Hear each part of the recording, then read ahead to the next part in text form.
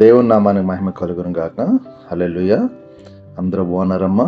దేవాదేవుడు మరి యొక్క నూతన దినం దయచేసిన దేవాదేవునికి వందనాలు చెల్లించుకుంటూ ఈ దినపు వాగ్దానం ధ్యానించుకుని ప్రార్థన చేసుకుని మన పనులు ప్రారంభించుకుందాం. ఈ దినపు వాగ్దానం, నా మంచితనం అంతయు నీ ఎదుట కనపరిచేదను. నిర్గమకాండము 33:19 మాట్లాడబడింది. దేవాదేవుడు అంటున్నాడు, నా మంచితనం ఎదుట నేను కనపడి, దేవుని యొక్క మంచితనం ఎదుట యెహోవాను నామమును నీ ఎదుట ప్రకటించెదను. నేను కరుణించేదను, ఎవని యందు కనికరపడదు అనేందు కనికరపడదును. స్తోత్రం. హల్లెలూయా. అవును, ఎవని యందు యెహోవా నా నామమును ఎదుట కనపడి నేను కరుణించేదను, ఎవరిని కనికరపడదు అని యందు కనికరపడను.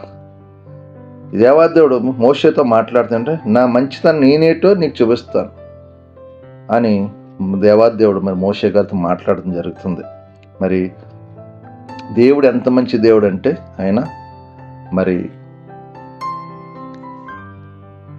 మోషే అంటాడు, మోషే ఏమంటాడంటే, నీ మహిమ నేను చూడాలంటాడు. నా మహిమను చూడలేవు అంటున్నాడు దేవుడు. నా ప్రకాశం నువ్వు చూడలేవు, వెనక నుంచి చూడంటున్నాడు దేవుడు. అంటే దేవుడు ఎంత శక్తిమంతుడో మరి మోషేకి చెప్తున్నాడు. నేను ఇలా ఉంటాను, ఉన్నవాడను అనేవాడను, అది అంతం నేనే, సమస్తము నేనే అంటున్నాడు మోషేతో.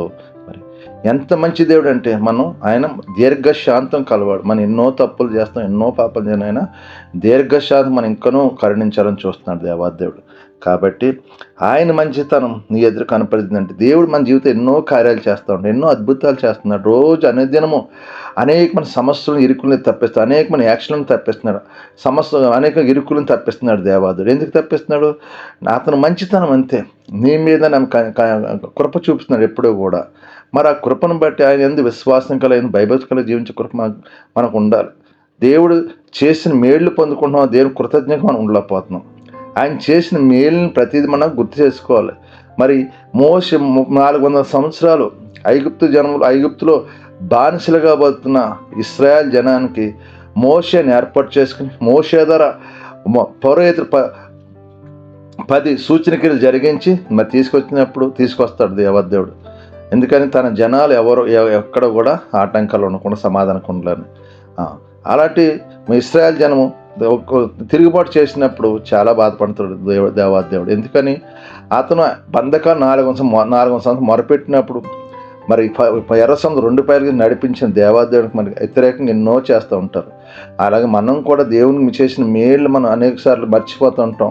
దేవుడు నాకేం చేసేళ్లే అన్నట్టుగా మనం మాట్లాడతాం. కాదు, దేవుడు నేను సజీవులు లెక్కలో గొప్ప కార్యము.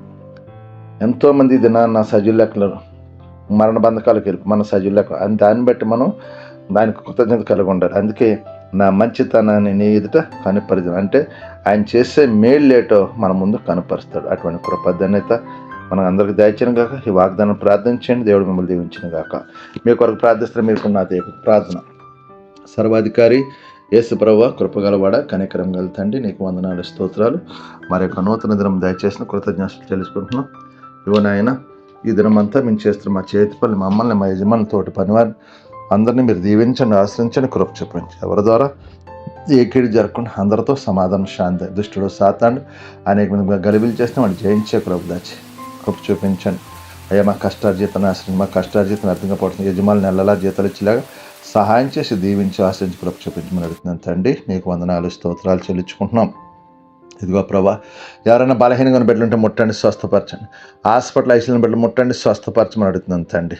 కుటుంబ సమస్యల బాధ విడుదల దాచండి, సమాధానం, శాంతి నెత్తి దినమంతా వెళ్ళే ప్రతిఫలం జయాన్ని, విజయాన్ని దాచేయమని అడుగుతున్నాను తండ్రి. అయ్యా నాయన, ఇంకొన్ని ఎవరైతే సొంత గృహాలు కట్టుకునే కృప దాచి, అప్పులు బంధకాల నుంచి విడుదల దాచండి, తాగుడు పేకని వ్యసనాలు దూరపరచండి ప్రభా.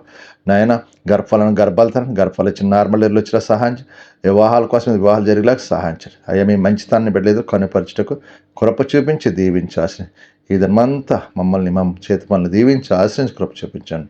మీకే మహిమ, ఘనత, ప్రభావం పొందుకుని యేసు పరిశుద్ధం అడుగుతున్నాం తండ్రి. ఆమెన్. వందనాలు. దేవుడు మిమ్మల్ని మీ కుటుంబ బాగా దీవించి ఆశ్రయించును గాక. వందనాలు. ఆమెన్.